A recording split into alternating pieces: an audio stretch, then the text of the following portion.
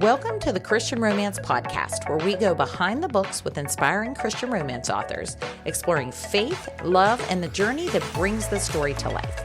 I'm your host, Kelly Jo Wilson, and today we're chatting with Gabrielle Meyer. Gabrielle is a Christy Award-winning and ECPA bestselling author whose stories transport readers across time and into the heart of faith-filled romance.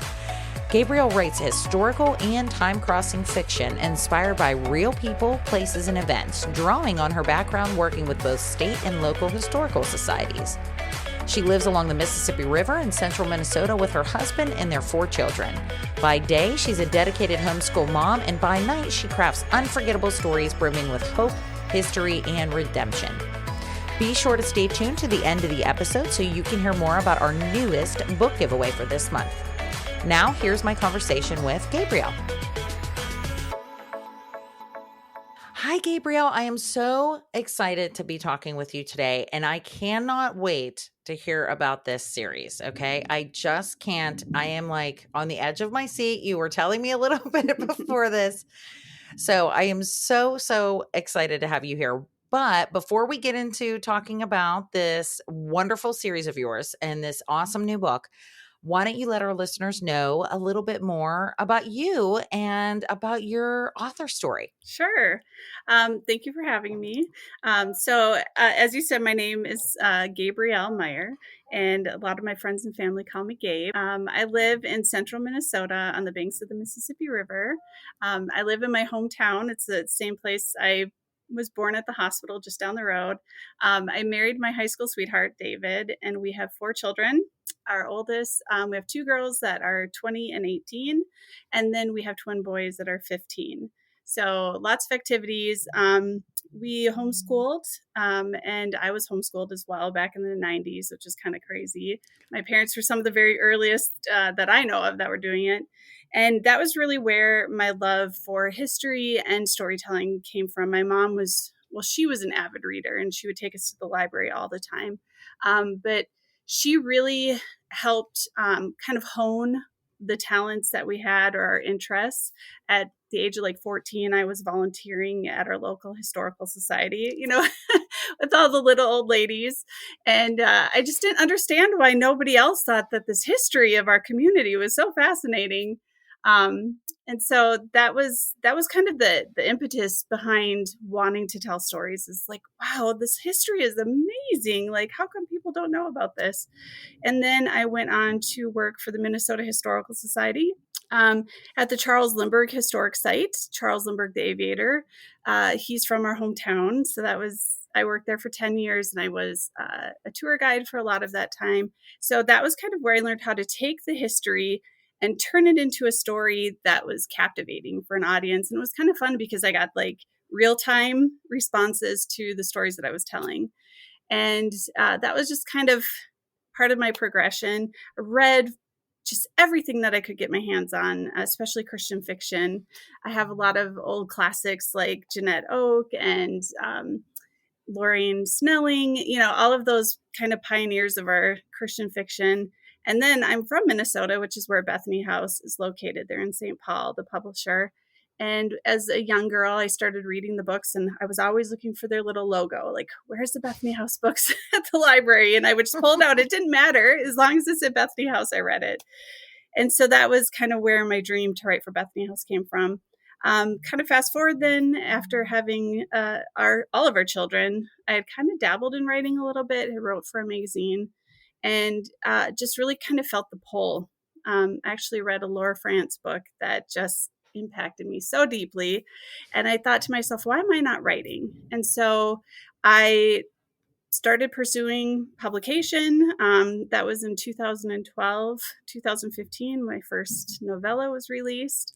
And since then, Every Hour Until Then, which is the 5th book in my Timeless series, is now my 44th published book since 2015. Yeah. So that's amazing. That is so amazing. Yeah. It's been a wild ride. And yeah, I'm very thankful. Before we came on here, we were talking about Susan May Warren, and she taught me so much. I went through my book therapy and then Novel Academy, and did a lot of her retreats. She became a good dear friend of mine. She's been at my house. I've been at her house.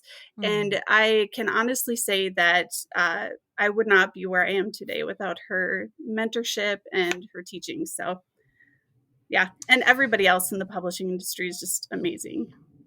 Oh, absolutely. I feel like that's such a wonderful part that you don't plan for in Christian fiction. I can't really speak to any other like secular houses. I'm sure maybe they have some element of that, but I feel like in the Christian fiction space, like every author is trying to do the same thing, and it's a little bit different because you're listening to this call on your heart, this desire that God put into you, and you're co-creating with him, and you are just trying to do your best and reach people and encourage people and inspire with your stories. And I feel like it's every author just wants to help the next person. There's none of this like real weird silo mentality that I've seen a lot, at least in healthcare, because I've been a nurse for so many years. And it's just so refreshing because it's especially, oh my gosh, Susie, we love her. She's the best. She's the best. She's so like, she just wants to leave such an impact with everything she does. And it just is so, she just puts it out there. She just has so much love for new writers and authors and readers. And she just wants to help all the time. So it is very, very, helpful. Just her whole, I'm part of that course too. We were just saying about the My Book Therapy and Novel Academy. It's so wonderful. Yeah. But I think it is so neat that you were homeschooled in the 90s. Yeah. First of all, your parents are awesome. I love that they did that because like they're taking you to these cool things, like working at a historical society and like learning all this cool stuff about your town. Like that's so, I mean, just think about that. It's like expanding your horizons in such a unique way. And then you are like choosing to read books whenever parents are, trying to shove reading down kids' throats my mom, try to get them to read. Yeah. My mom used to tease. She said you'd have one book in one hand, you'd have food in the other. And then she said, you'd be trying to have a conversation because I was just avid. I read so much growing up. It was just, I loved it. I still do. So yeah. I love. Oh yeah. And it doesn't surprise me that Laura Franz's book like changed your life because she's just the best too. She is. She is the sweetest lady in the planet. I just love her to pieces. Oh, I know. She is. And she's so humble. And that's like, she's just lovely. As you are, and then being part of these communities and just having their guidance and things. And I love that. I think it's so funny. Like when you're like just looking for the Bethany House logo, because that'll tell you like, I mean, that's a really awesome thing. Yeah. To like love these books when you're young, and then that's your dream and you're working towards it. And now you're writing for them and you're 44 books. I mean, it's just wonderful. It's so inspiring. I love it. I love it. And you were homeschooling too, which I was going to ask you. Yes. How did you homeschool and write all these amazing books? So, a couple of different things. First of all, I loved homeschooling when I was growing up, and it was a good fit for our family. We travel a lot. We love to take our kids. When I research, we go as many places as we possibly can. And I also do a lot of audiobooks for research. So I'm always telling my kids, this is part of your schooling. But I'm not the type of homeschool mom. And this is what I love about homeschooling. I don't make my lesson plans. I don't do a lot of that. We do a lot of online curriculums and stuff like that. So that is a big piece of the puzzle for us. I wanted to be able to homeschool, but I also knew I needed to follow this call to write books. And so I gave myself permission to use, online schooling and stuff. And then my husband has a landscaping and lawn care company. And in Minnesota, he is not working in the winter, which is great. And so he has always been my math and science guy. Like, I don't even answer those questions. I don't even attempt to answer those questions. So, yeah. And each of our kids is so different, so unique. They each have different talents and gifts. And that's what I love about homeschooling too, is kind of what my mom did with me and my three siblings, is just kind of helping them hone. Like my oldest, she's never going to be a mathematician. We got her basics done, but she is now a history, politics, and economics major, which the economics part almost ghosted her in. But she is hoping to go to Washington, D.C. next year. And she's been offered an internship with our congresswoman. And she's just so smart. And so that was what we did with her, is history and literature. Those kinds of things were so important to her. So anyway, so that was how I did homeschooling, just really trying to focus on what these children are gifted in and interested in, give them the basics, but really just encourage their love of whatever passion that they had. So I love that. I feel like that's so important because it's really taking like how they learn also like into account so that they can just like blossom in those areas. I love how you're like, we've got her through the basics, but economics can be tough. There is definitely some math and stuff in there too. Yeah, there was. It can be tough. She got through, but it was tough. So yes. And that's amazing. And look at her. I mean, just so many opportunities. I've also, a lot of friends of mine homeschool, and I'm on the fence because where we live, we're kind of outside of Pittsburgh. We're in a very small town. So it's very very small class that my older son is in. So they do have that kind of like, everybody knows the kids, everybody knows. So they have like that kind of personal attention. But what I love too about homeschooling is like what you said, you can tailor it to their needs, to their interests. And it also can be very flexible. And there's so many other opportunities to like do the online curriculum. So you don't have to necessarily be making lesson plans all day. Which I love that, the flexibility, but also just to give those different, unique experiences. My son loves to write. I can't imagine where he got that from, but he does. He makes these amazing stories. And then we try to do like STEM stuff because he makes video games too. He makes his own video games. And it's like the coolest thing. He does Lego, he does all these cool things.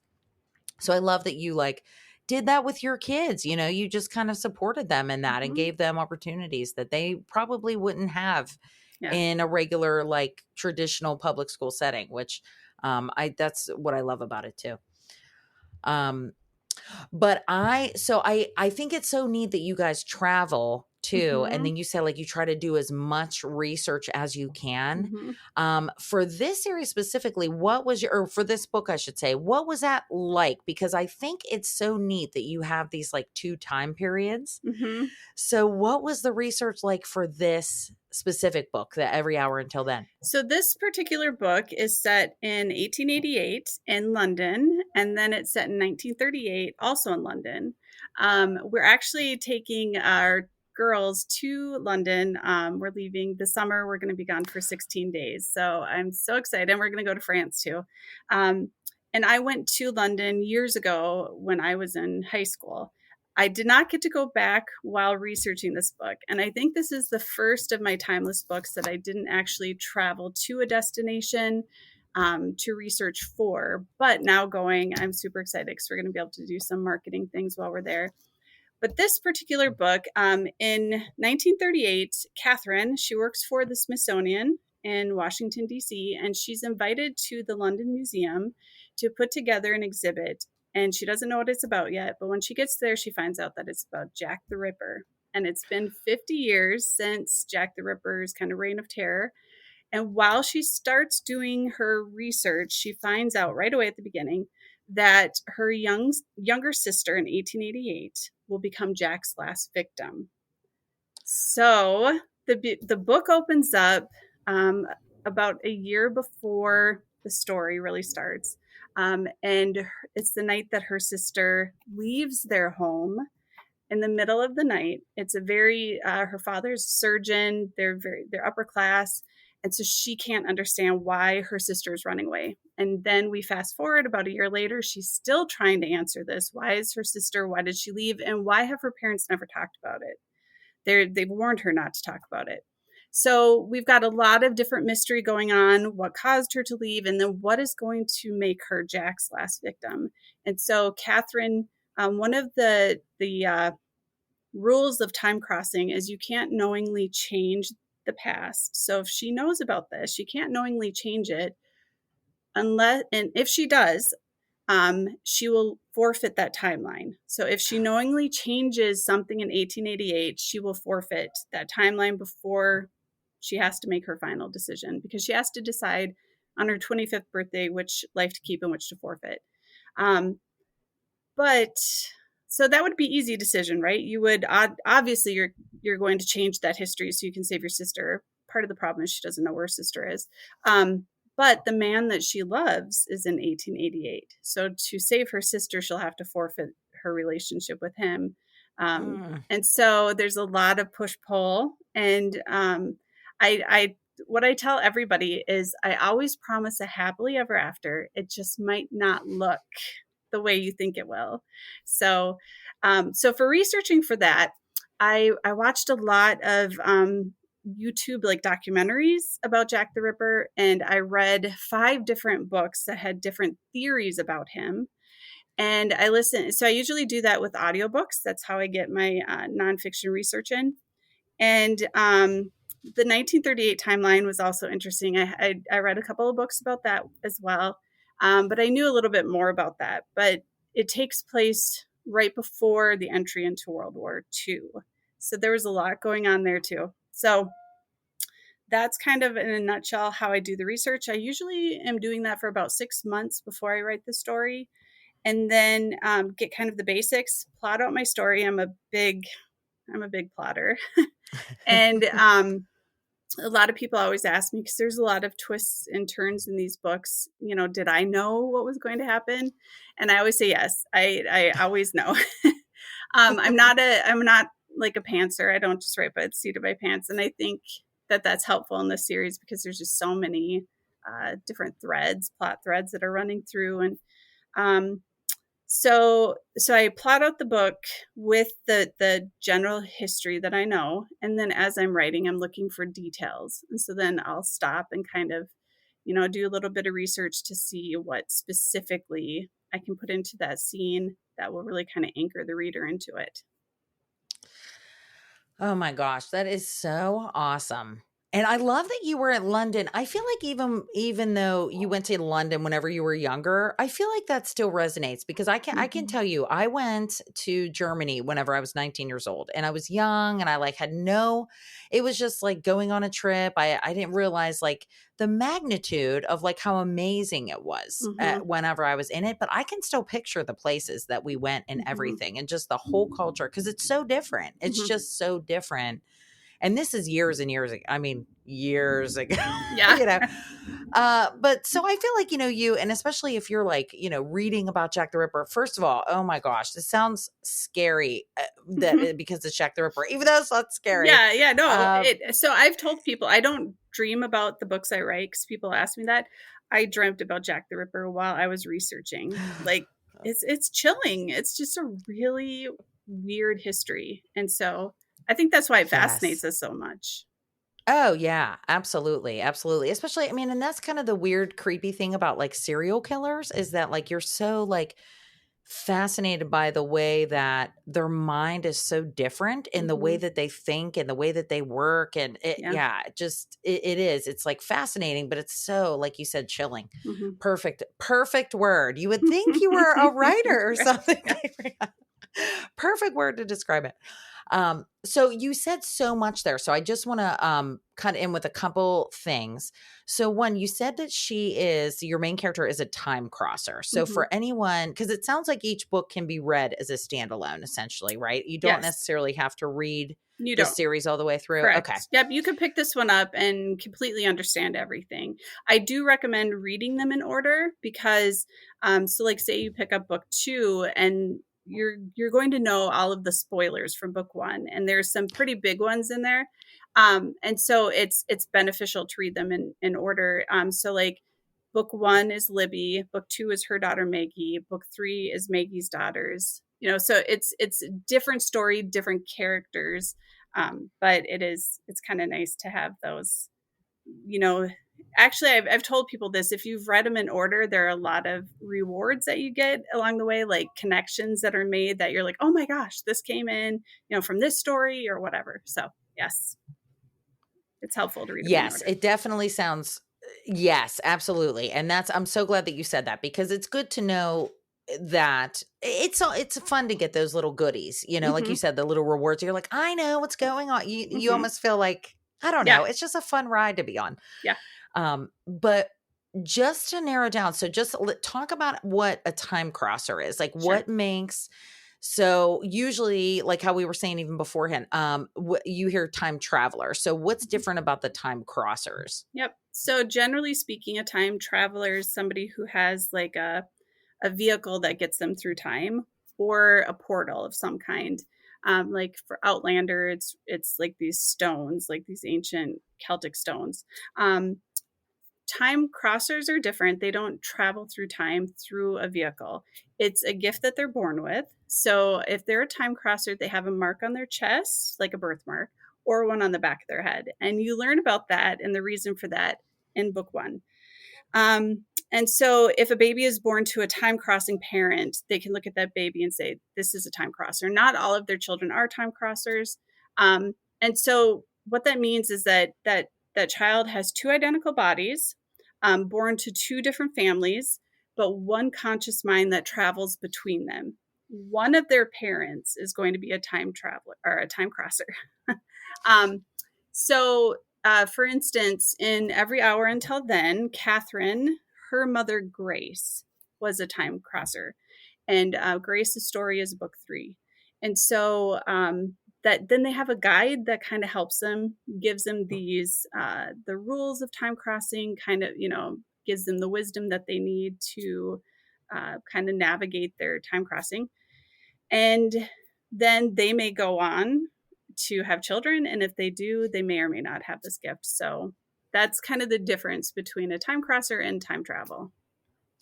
Very cool. Very unique too. I love that. I love that they're like within the family and they're born with this gift, and you can tell because of the birthmark. And so it's like immediately identified. They know that they're going to have this. I always, oh my gosh, I love time travel in any way, shape, or form. But I love how you say time cross, because it's one mind essentially crossing over these 2 time periods, right? Yes. So it's not like they're separate bodies, but it's one mind, which is really cool. When they go to sleep in one timeline, their time, it pauses. Right when they fell asleep, it pauses. Then they wake up in their other one, and then they have their day there. When they go to sleep, time pauses. They come back exactly to the place that they paused. So they're, by the age of 20, they've really lived 40 years because they've had, twice as much time. So a lot of the time, these women are younger, but they're very wise because, they've got 2 lives that they're living. I call them old souls because they are. So they are. Yeah. Absolutely. So what about, and then you said once they get to a certain age, they have to choose. Yep. Right? So that's where the marks come in. So if they are born to a time crossing parent and they have that mark on their chest, they go from that time crossing parent into the future, like a future time, and they have 21 years to decide. If, like in Catherine's situation, she is born to her mother, Grace, and she has a mark on the back of her head. So she was born in the 1900s. So I think 1914 or something. She then has a mark on the back. So she'll go back to a different time period. So that's why she's in the 1880s. And she has 25 years to decide. So it does matter where the time crossing mark is, because it indicates where they go forward or backwards, and then how much time. Oh, that's really cool. That's really neat. I love it. That is so cool. Which one would you want to have? Would you want to go forward or back? I would probably want to go back. As a historical author, my oldest daughter, both of my daughters read all of the books, but my oldest one in particular, she's one of my first readers, and she's like, I always think you're going to choose the older time period because I know how much you love history, but it doesn't always work out that way. But they know me. They know I'd rather live in the past than the future. So yes. I feel like it would be fun. I always was so like intrigued by like the 20s kind of era, like the flapper girl, you know what I mean? Like just that whole kind of time period. I don't know why. I don't know. Yeah. I like speakeasies and stuff. I don't know what that says about me. I feel like it would be fun, or Mhm. even like the 40, like I just love the music around that Mhm. time. Yeah. But I don't know. I might want to go forward, but who knows? Forward I know. might You be, never know what you're getting, right? yeah, you It's never know. That's one of the reasons I think a lot of people read historical fiction is, we wish we had a time machine to go back. And this is kind of the Hmm. vehicle that we use is the books that we read. And in my series, one of my favorite parts is that I'm not pigeonholed into one particular time period. I can I've taken it. We've been in Salem, Massachusetts during the witch trials for book 3. Book 2, it was 1861, 1941, and 2001, all in Washington, D.C. My fourth book you might enjoy because it's 1727 during the pirates, and then 1927 during, the 1920s, the Jazz Age. So, and then the first book was 1774 during the American Revolution, and then 1914 um, during the beginning of World War One. So then this one now we are in 1938 and 1888. So it's just kind of fun. I get to kind of go all over the place. Some of these Yes. authors, they're either like they write cowboy fiction and they stay there, or Regency fiction and they stay there, or what have you. And so it's kind of fun to be able to go wherever the wind blows me.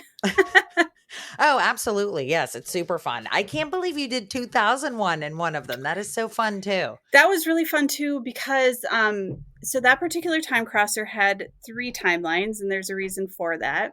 And she so as readers, one of the things I think is fun about the series is the time crossers know the history that they're going to live through. And one of the timelines, Maggie, she lived in 2001 and 1941, 1861. So in 2001, she knew what was coming. She knew Pearl Harbor was coming. 1861, she knew the Civil War was coming, but she didn't know that 9/11 was coming. But the reader Mm. did. So all of a sudden, so I was getting reader like messages and the reviews saying I felt like a time crosser because I knew what she was going to walk into. So it was kind of a fun, and I lived through it. I was 21 the year that the towers fell. And so it was hard actually to write about that. And it gave me more of an appreciation for what she went through in 1941 and 1861. All of a sudden you see it through a different lens. Like these were real stories that happened to real people, just like 9/11 happened to our generation. So Oh yeah, yeah, it was. Oh, that is really neat that the reader would know and then they would feel. I love that they reach out to you and tell you that because how else would you know? right. Readers, please, every listeners, reach out to Gabrielle Yeah. and tell her. I love it. I'm telling you, because authors love that. We need that feedback. I think it's Mm-hmm. amazing. But yeah, it was. I remember I was 19 whenever that happened, whenever Mm-hmm. 9/11 happened, and I was working in the airport Mm-hmm. in Pittsburgh airport, and we all like everything shut down, and it was so crazy. And then I remember like the year later, and I was in college, and it was so weird to see it in the history book already. Mm-hmm. Such a weird. So I would imagine it Yeah. was kind of odd because you lived through that big thing in history to like then write about it and like Mm-hmm. research about it. Yeah.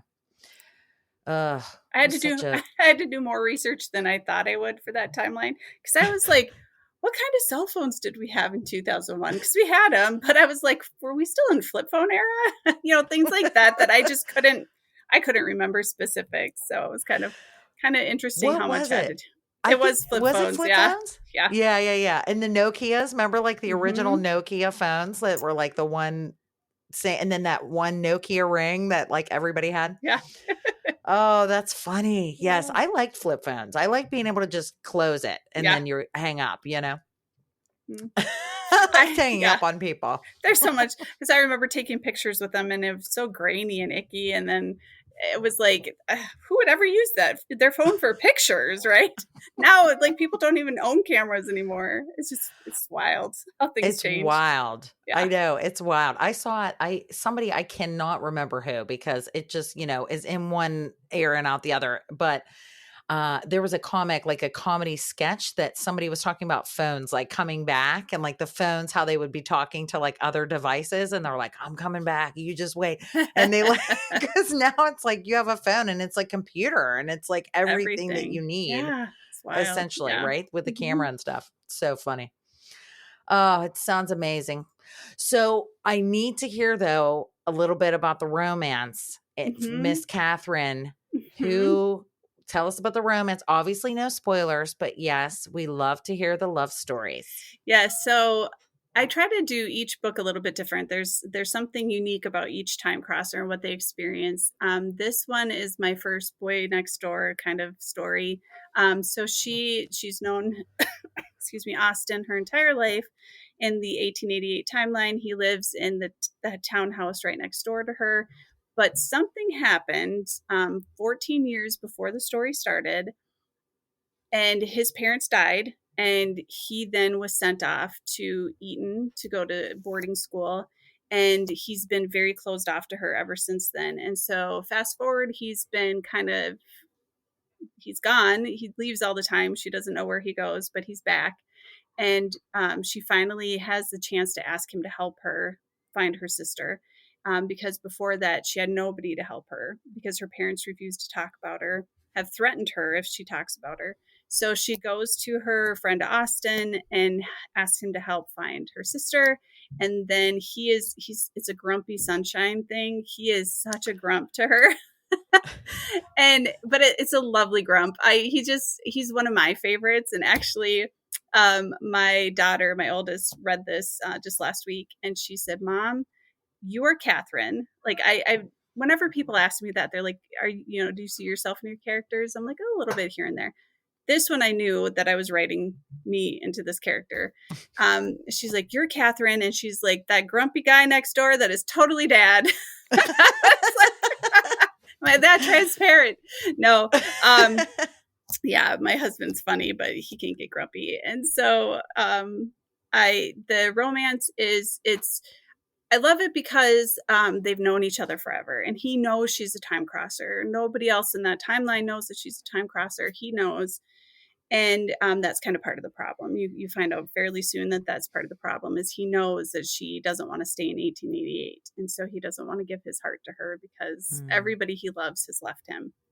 And so she has to kind of earn back that trust with him. And then it puts a big snag in her plans because she was going to leave. It was going to be okay that she helped her sister and that she forfeited this timeline. But as she rekindles her love for Austin, it starts to become an issue. So that's kind of the romance in a nutshell. Oh, it sounds very high stakes for their relationship because my goodness, no wonder. Why would he give his heart away? Oh, Mm-hmm. his parents, his parents died. He's out, Yep. he's going to this boarding school. He has to push people away before they push him away. It's Yep. so sad. No Yep. wonder he's grumpy, but I love Grumpy Sunshine I do too. because there's always a good teddy bear under there. Yeah, in some way. absolutely. That's exactly my husband too. We're always able to get that teddy bear to come out. Just recently, my daughter is in college and she's in a choir, and she's a couple hours away. And so she was like, "Mom, are you coming to my choir concert?" And I was like, "Oh, it's a couple hours." I'm like, "But yes, I'll come." I mean, it didn't really take that much to convince me because I will go whenever she asks me to go. But my husband, it was Sunday, and he was like, "Oh, it's going to be nice out," and grumpy. And I just said, I told her, I texted her, I'm like, "Just give him a call." Sure enough, she calls him, and in 2 seconds, he's like, "Okay, I'll come."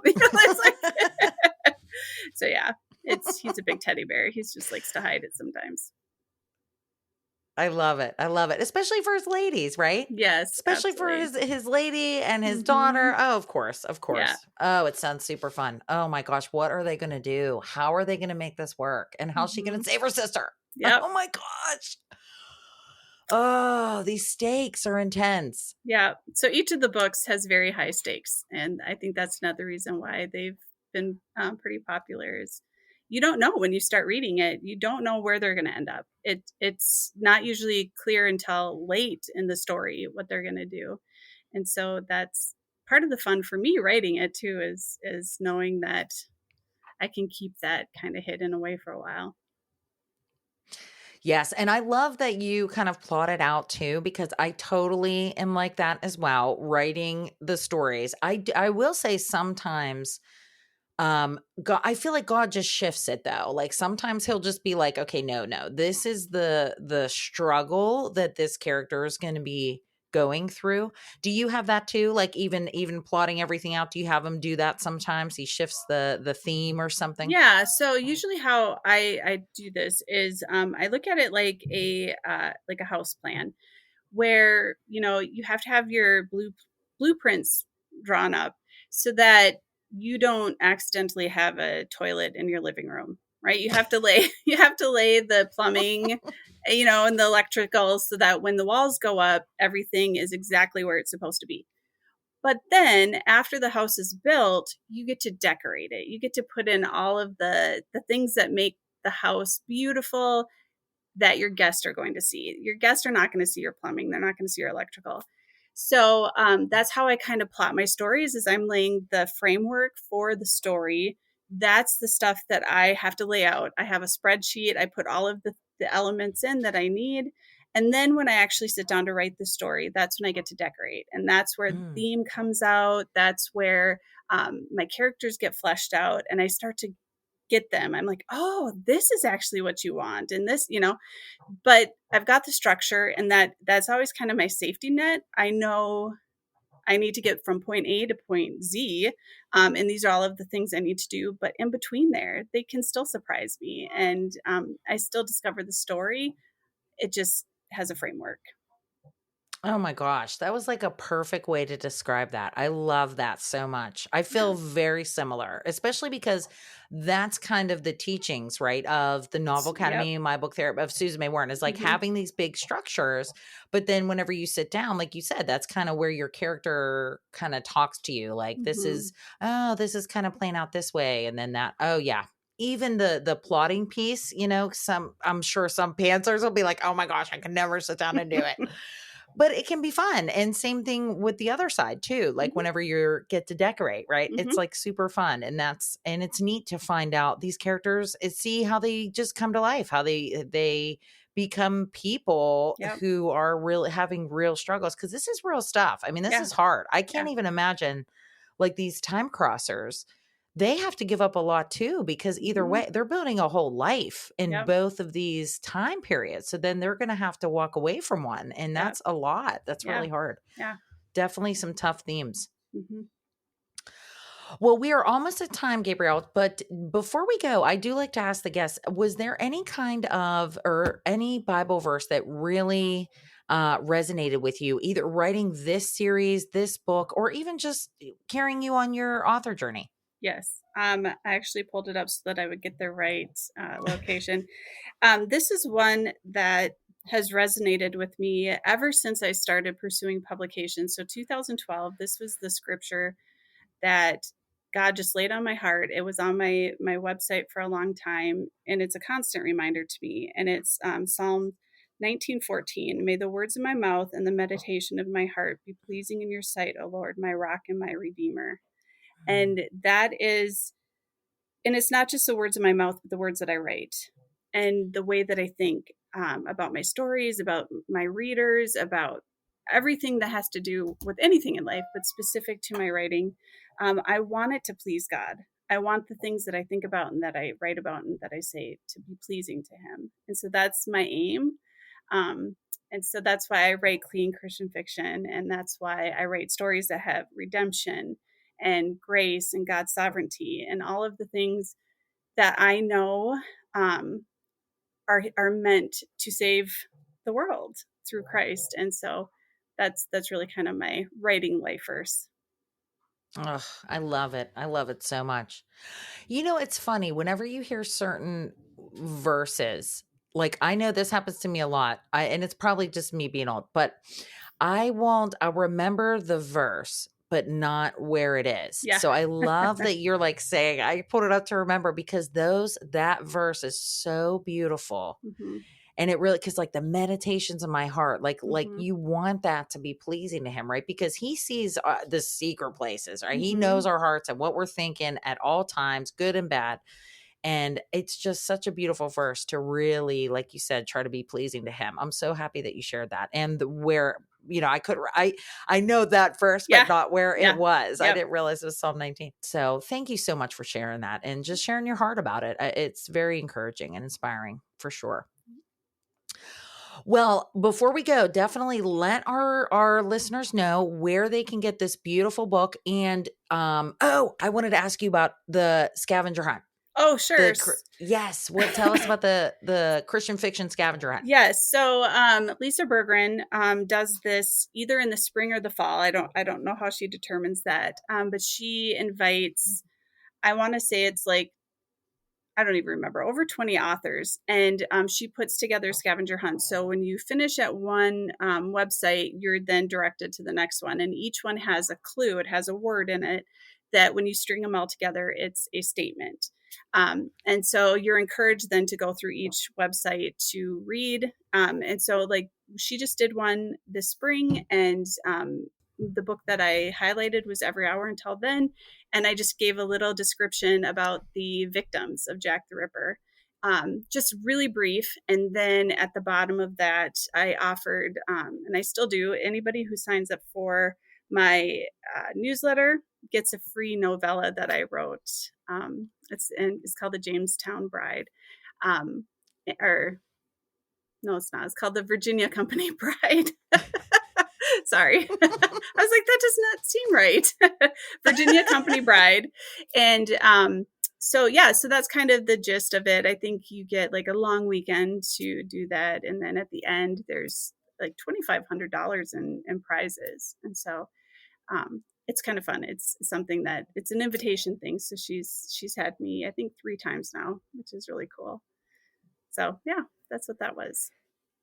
Yes, that is so fun. I was like looking at that on your website. I'm like, oh my gosh, she's going to have to talk about this because that's really fun, especially like for readers. And if you can win like that's a pretty significant prize, but I love scavenger hunts. I just think it's so neat. And then have a little mystery element in there. Mm-hmm. And so if you follow me, if I'm invited to do it again, then, I give up a heads up about it before it happens. Oh yes, definitely. So we're going to have to get on Gabrielle's newsletter. So where is the best place to get Every Hour Until Then and also to connect with you and get on your newsletter? So one of the best places to get Every Hour Until Then, I usually send people to the Baker Bookhouse website. And Baker Bookhouse is an independent bookstore, but it is connected to the publisher. Baker Books is the parent company of Bethany House.